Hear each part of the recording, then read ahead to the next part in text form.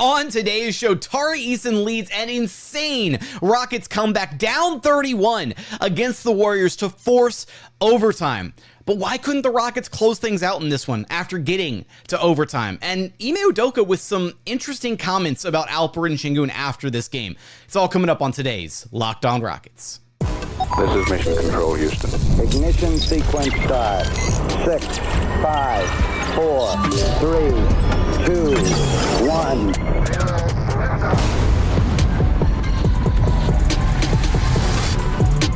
Losing to the Golden State Warriors always sucks, but when it's a heartbreaking loss like this one, when it was so close after being so far away, it hurts even more. What's up and welcome to another edition of Locked On Rockets, your daily podcast home for everything Houston Rockets basketball. As always, I'm your host, Jackson Gatlin, native Houstonian and credentialed media member. I'm also the host of Locked On NBA Thursdays. Be sure to follow along wherever you listen to your podcasts or on YouTube. Just search Locked On Rockets, where the best way you can help us grow our show is to listen every single day on a podcast platform of your choosing, like and subscribe on YouTube. And while you're there, drop us a comment.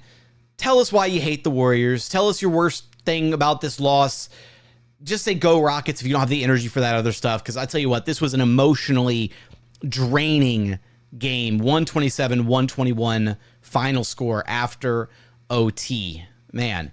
Today's episode is also brought to you by FanDuel. You can start the season with a big return on FanDuel. New customers can place a $5 bet, and you'll get started with $150 in bonus bets if you win your first $5 bet. Visit FanDuel.com to get started. And as always, thanks so much for making Locked On Rockets part of your day every single day, whether it's on your way to work, on your lunch break, in the gym, after a heartbreaking loss. Thank you so much for being an everydayer. 127-121 final score against the Warriors after overtime. Extra basketball in this one. And man, this game looked anything but close after the first half. Rockets trailed by as many as 31. They were down 28 at halftime. This was an ugly, ugly game. Rockets were not playing a lick of defense in the first half. They were giving up wide open three after wide open three, and the Warriors shooters were hitting them all. They shot 12 of 20 from long distance in the first half. 60% three-point shooting. That's really hard for any team to overcome. But the Rockets did it. They were down 28 at halftime, and they turned things around, as we've seen this team do all season long, where they have a bad first half, and then they come back and they actually play a really impressive second half of basketball. The Rockets' comeback started in that third quarter. Starters were playing significantly better in that third frame. Jalen was playing a lot better. Sengun was playing a lot better. And they cut further into that massive deficit. The lead was only 16 going into the fourth quarter. And that's when Tari Eason happened. Tari Eason took this game over. Easily the best game of his young career. He had a new career high, 27 points for Tari Eason on 11 of 19 shooting. He was 3 of 5 from long distance, 2 of 4 at the free throw line. More on that in just a second. He had 9 rebounds, 6 of them on the offensive glass, 1 assist, 4 steals, and 3 blocks. Plus 11 in his 35 minutes of run. The Rockets took one look at whatever the internal, we're going to limit Tari's minutes and we're going to play him in only little 5-minute bursts, whatever, and they crumpled that up and threw that game plan out. Tari Eason was literally collapsing from exhaustion by the end of this game. He is literally the definition of leaving it all out on the floor, because the Rockets do not get back into this game without the energy, the heart, the grit, the drive from Tari Eason, who again dominated this game in that fourth quarter. The Rockets started that fourth quarter down 16. It was still a very unlikely chance for them to really mount a comeback. It kind of looked like maybe one of those fake comebacks, right? Where you cut into the big lead, you get it down to 14, 16, 15, whatever. And then the other team's like, all right, we'll wake back up and take care of business, right? Didn't happen. Rockets pitched an absolute shutout at the top of the fourth quarter. They went on a 13-0 run to make it a one-possession game and to just claw their way all the way back into this game. And when they came back from the timeout commercial, after the Rockets had gone on this huge run to get, to make it a game again, it was really a game. They come back and Tari Eason is high-fiving everybody on the Rockets bench, and he goes, "That's what the F I'm talking about." Like, Tari Eason was the energy, he was the heart and soul behind this entire comeback for the Houston Rockets. It was so impressive to see. I mean, when I tell you, he literally had his hands everywhere in this game. He was getting deflections, he was getting steals, he was getting out in transition, getting easy opportunities. In that fourth quarter, he had 10 of his 27 points. And when I tell you the end, I also want to give a quick shout out to Jabari Smith Jr. and Ime Thompson. It was that trio. Tari was the energy behind it, but it was Jabari, Tari, and Ime that like really brought this game back for the Rockets from the brink. Jabari had 13 of his points in that fourth quarter. Ime Thompson had 11 points in the fourth quarter. Those three combined for 34 of the Rockets' 39 fourth quarter points. Ime Udoka was riding those guys all the way to and even past the finish line. This was such an insane game, and it was such an insane close to regulation of this game. So it was 114-110 with a couple minutes left in the game, and Tari Eason goes to the free throw line after a review, a challenge by the Warriors to and they thought that Buddy Hield had gotten all ball on this closeout or on this contest at the rim. Turns out he fouled Tari, so Tari goes to the free throw line, gets two anyways. Misses both free throws. Jonathan Kuminga gets fouled on the other end, kind of a BS touch foul if I'm being honest, but he hits both free throws. That is a ridiculous 4-point swing with under 2 minutes to go. Warriors are leading 116-110 at this point.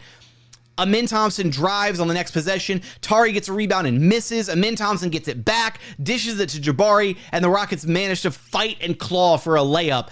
They're down 4.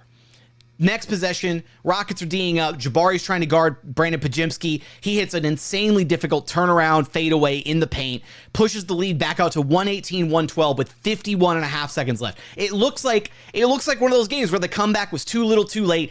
They were so close, right there on the doorstep, couldn't quite kick down the door, right? Fred draws a foul, gets 2 free throws, knocks him down. It's 118-114. On the next possession, the Rockets trap. They force a foul. They get Draymond Green on the free throw line. Like, all of these are like best case scenarios. And then Draymond misses 2 free throws. This is literally everything you could have wanted and then some. The Rockets would have had time for a 2-for-1 opportunity on offense. And then Andrew Wiggins deflects the rebound off the second missed free throw, and the Warriors recover it, getting another possession, right? And it's just like that was one of the most deflating, like failed defensive rebounds of the entire season. The Rockets send Pods to the free throw line. He goes 1 for 2, so it's 119-114. Jabari cans a huge 3, pump fakes Podziemski, hits a 3, leaning forward. It's 119-117. And then on the final possession of regulation, who else? Well, second to final possession of regulation. Warriors are trying to inbound the ball. It's Draymond Green. Tari Eason's covering him up on the inbounds. Draymond overthrows it. It's a bad pass. Aaron Holiday recovers it. He almost loses the ball out of bounds. Dishes it to Tari. Aaron Holiday drives, dishes it to Tari Eason in the corner. Tari drives, gets fouled by Draymond Green, goes to the free throw line. He missed his 2 free throws earlier, right? The 4-point swing. He missed 2 free throws earlier. And then his last set of free throws for the game, he only went there 4 times, all in the fourth quarter. He ices these 2 free throws, just ice in his veins, and ties it up 119 all. Final possession of the game. Buddy Hield dribbles out the clock, falls, fumbles, turns the ball over. And it forces OT. And none of that would have been possible without Tari Eason. Everything that he provided off the bench, the blood, the sweat, the tears, and also that trio, really, Tari, Jabari, and Ime, they got the job done in that fourth quarter, and they dragged the Rockets back from the brink to give them a chance to win this game. So why couldn't they close it out in overtime? What happened in the overtime period? Plus, Ime Udoka with some interesting commentary about Alperen Sengun. We're going to get there in just one moment.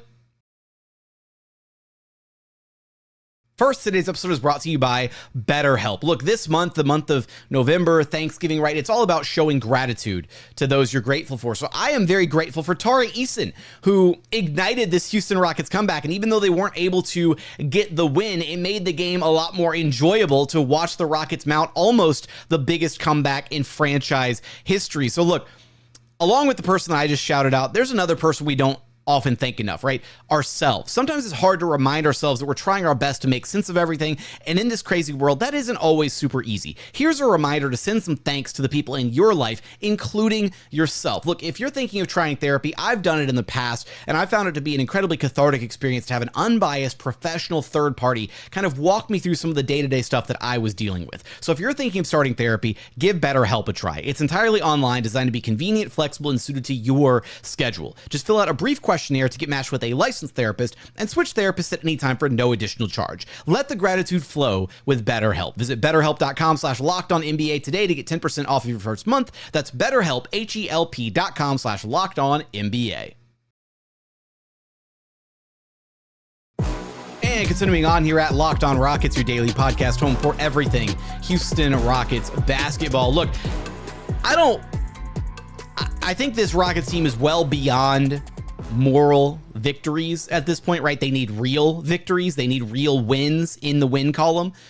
But at the same time, I want to give a lot of credit to the group of guys that dragged the Rockets back into this game, right? The guys who were a part of the comeback. And again, every guy deserves some level of credit up and down this Rockets roster. I mean, the starters got back into it in the third quarter. They played a much, much better third quarter or second half of basketball, I should say.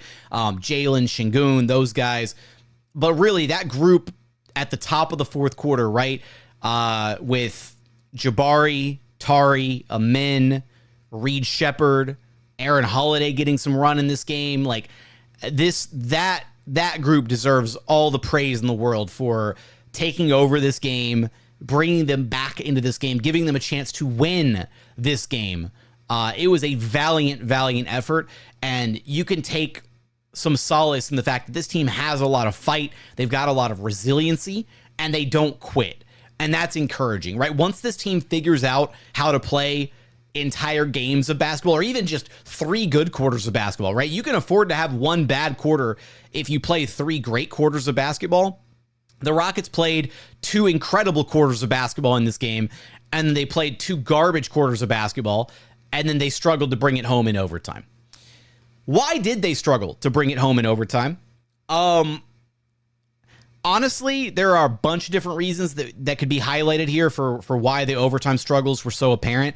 One of them could just be that Ime Thompson, as effective as he was in that fourth quarter, leading the Rockets comeback and steering the offense and doing everything, it just wasn't working in OT. They were sagging off of him completely. They were D'ing up. They were walling him off. They were collapsing on him in the paint. Ime Thompson just wasn't nearly as effective in the overtime period as he was in all the minutes leading up to it.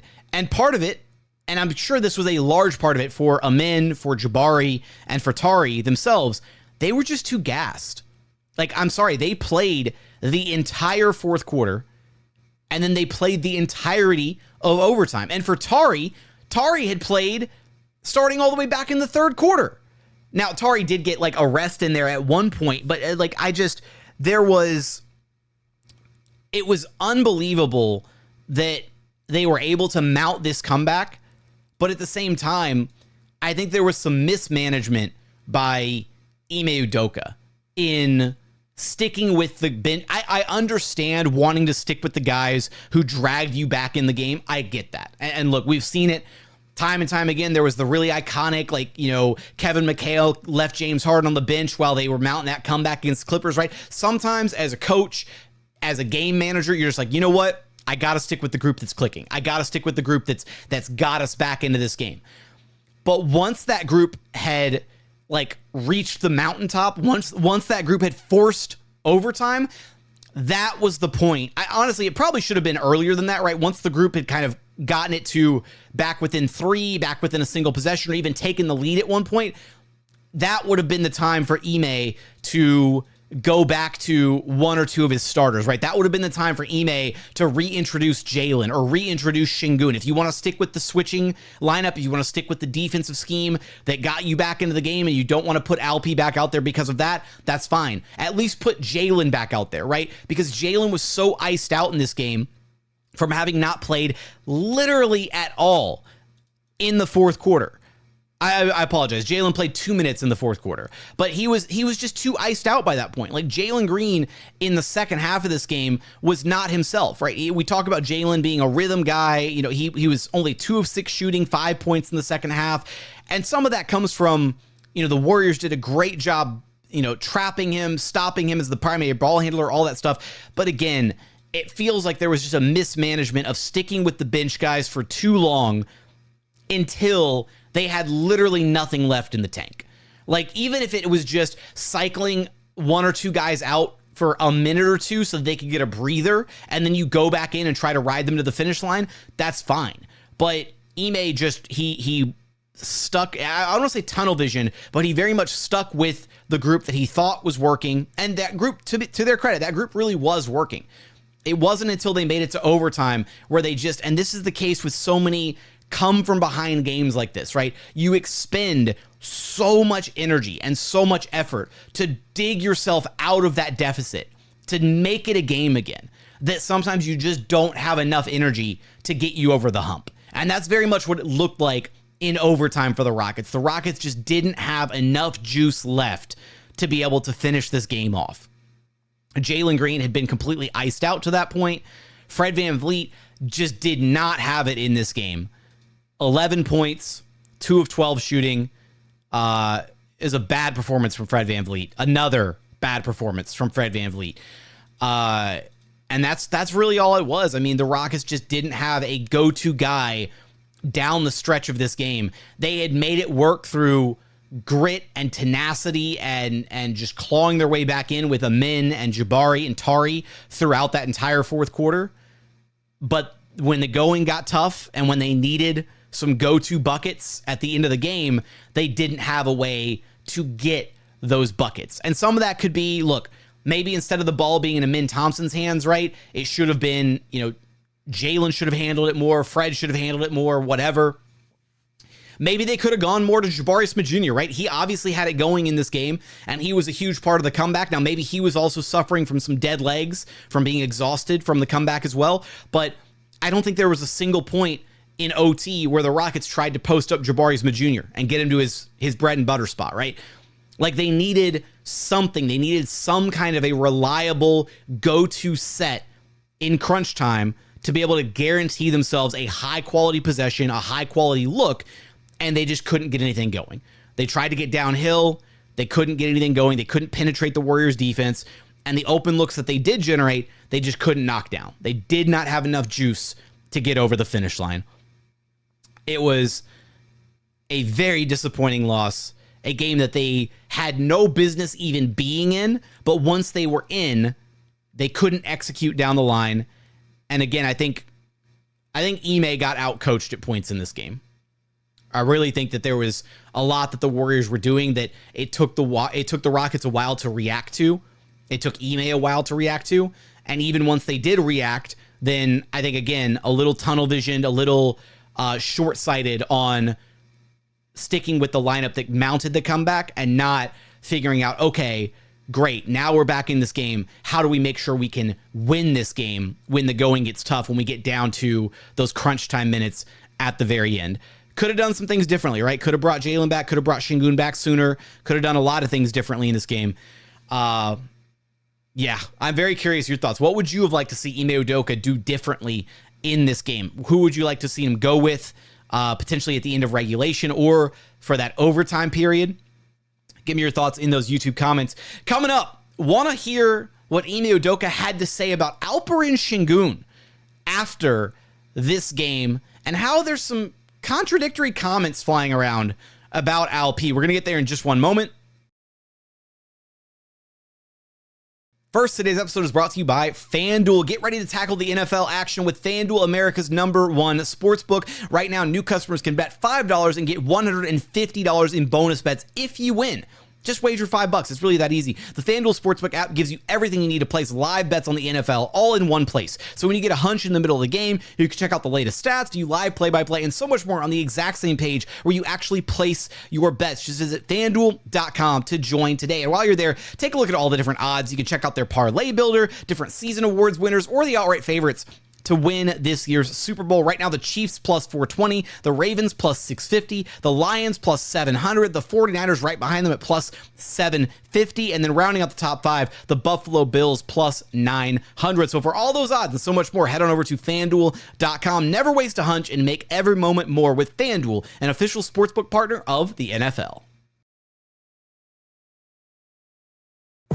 And final segment here at Locked On Rockets, your daily podcast home for everything Houston Rockets basketball. Okay, so we make it through the game, and Ime Udoka had some interesting comments post-game, in particular about Alperen Sengun. So let's run that back really quick. Now, the question he was asked about Sengun's struggles to start this season and how he can get things turned around. So let's hear what he had to say about that.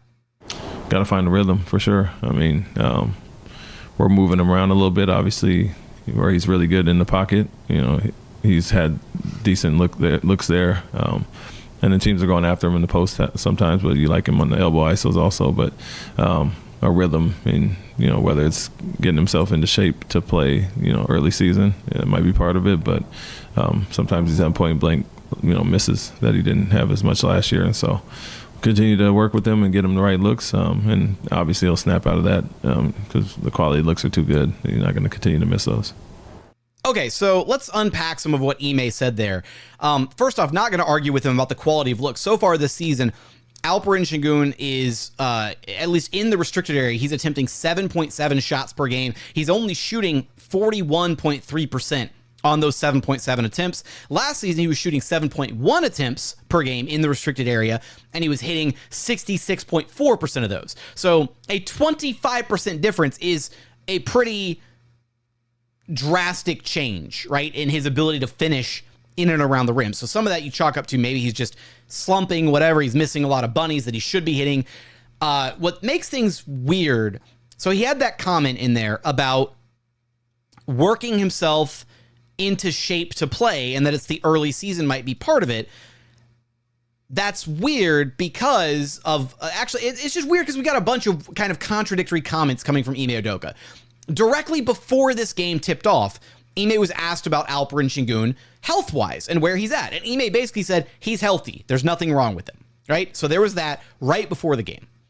During the game, literally during the first quarter, Alperen Sengun left the game, went back to the Rockets locker room, and eventually rejoined the team on the bench. And Ime Udoka said post-game that he had no idea that Alperen Sengun even left. So to not even know that one of your star players left the game and had to go back to the locker room for a minute, we still don't know why he did that. Maybe he had to just use the bathroom. Maybe he wasn't feeling well, whatever. But he said he's not injured. He doesn't know why he went back to the locker room. So that's kind of weird in and of itself, right? He was also asked why he only played 9 minutes in the first half, and Ime's answer was essentially he wasn't handling the pace of the game, the physicality, the blitzes that they were doing when they got it to him or other bigs in the pocket. They weren't executing out of that, which is fair to say. I mean, the Rockets weren't doing a great job handling the Golden State Warriors defense in the first half of this game. That's a fair assessment of the situation.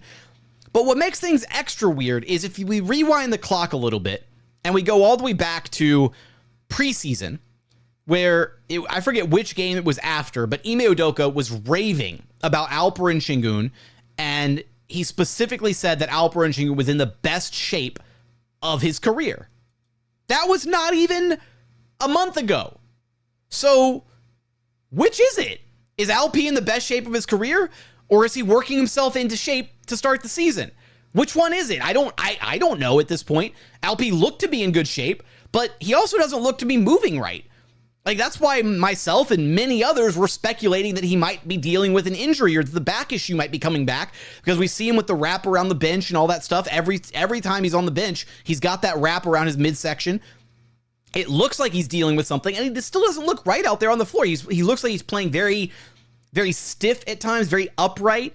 He doesn't have quite the same burst or explosion that he did last season.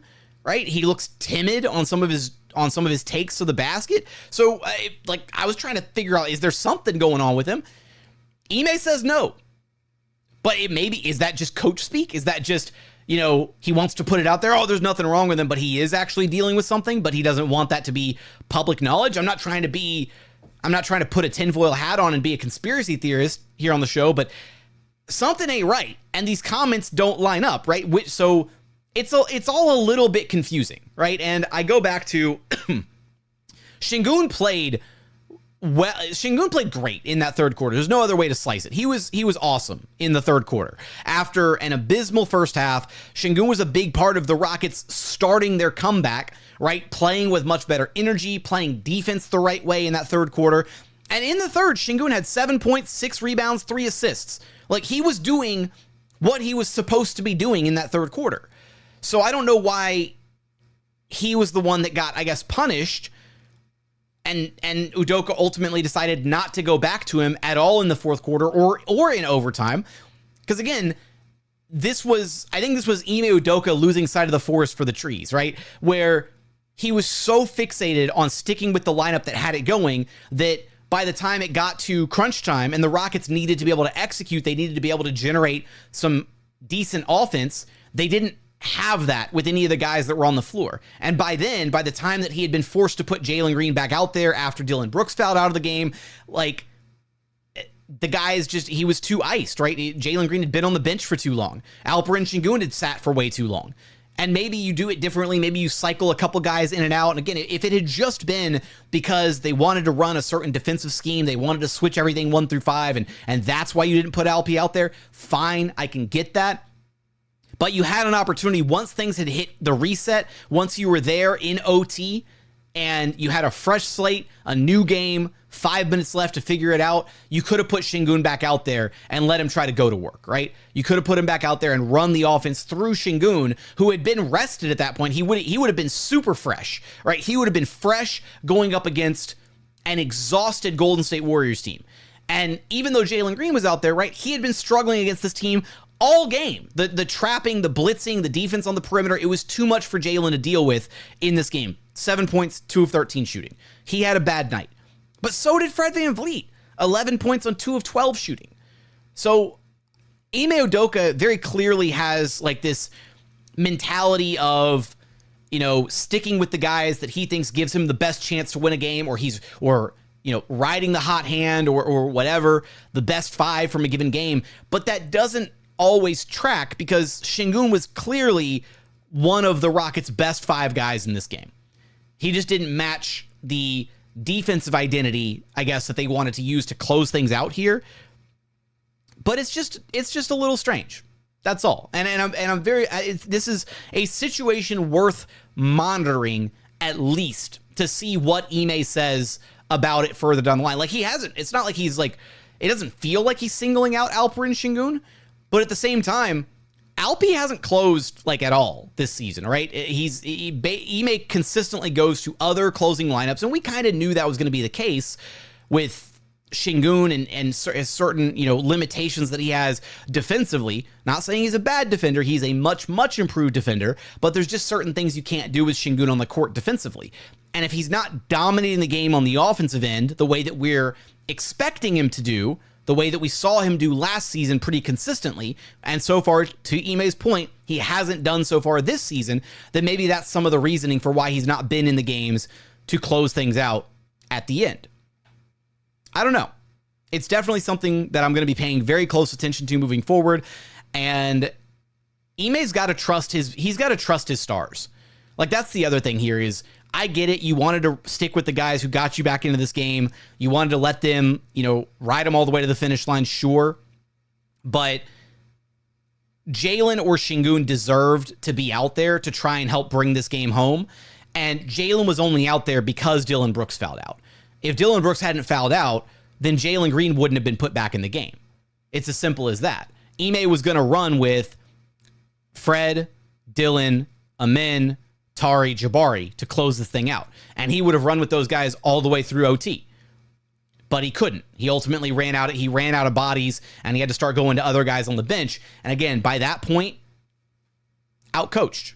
or not even out-coached, because that's not like him being out-coached schematically by Steve Kerr. That's just like bad coaching because the guys didn't have enough left.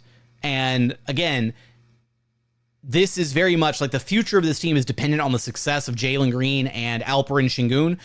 And maybe Ime felt Fred gave him a better chance, but based on how Fred has looked so far this season and the struggles that he's faced, again, it's been pretty rough through 6 games for Fred. And I mean, hopefully he turns it around. Hopefully things start looking a little bit better, but let me just say, it's probably a really good thing that the Rockets have a team option on that final year of Fred's deal, because if we get more or less of the same of this for the rest of this season, then there's no reason for the Rockets to bring Fred back next year or to pick up his final year of his option or to renegotiate a new deal with him. Like, Fred just has to be a lot better than he's been so far, and he gets, I guess, deference, right? He gets not preferential treatment, but Ime just trusts him, I guess, more because he's a vet, because he's Ime's, like, you know, security blanket out there on the floor. But in this game, Fred probably shouldn't have been out there in that closing lineup, and it probably should have been one of Jalen or Sengun down the stretch of this game to help generate some offense, to help generate, to help, push this comeback over the edge. And ultimately it wasn't. So hopefully they learned from it. They figure out their lessons from this game, and they realize that, holy crap, Tari Eason is a hell of a player, and they need to get him, the sooner they can get him off that minutes restriction, the better. And yeah, I mean, let me put it this way. It's not going to be long before Tari Eason is starting for this basketball team in some capacity, because right now he is absolutely crushing it. He is easily the most impactful player out of the group of wings that the Rockets have between Dillon Brooks, Jabari Smith Jr., Ime Thompson, and Tari Eason. Tari is the guy who impacts the game at the highest level out of any of those guys. And he often does it without ever having a single play called up for his name. That's just the kind of player he is. That's our major takeaway from this one. That's the major silver lining. Tari Eason looked incredible. Ime Thompson and Jabari Smith Jr. were a huge part of that comeback run. They didn't quite have what they needed to get it over the finish line, but it was a ridiculous comeback game. Give me your thoughts. I don't know how you feel after this game. Give me your thoughts about the Alperen Sengun stuff from Ime Udoka. How are you feeling about his comments regarding Alp? Let me know your feelings in the YouTube comments. But that's going to do it for today's episode. Appreciate you guys for checking out the show. Remember, the best way you can help us grow the platform is to listen every single day on a podcast platform of your choosing. Like and subscribe on YouTube. And while you're there, drop us some comments. But as always, thank you so much for watching. Thank you so much for listening. And we look forward to having you back right here at Locked On Rockets, your daily podcast home for everything Houston Rockets basketball.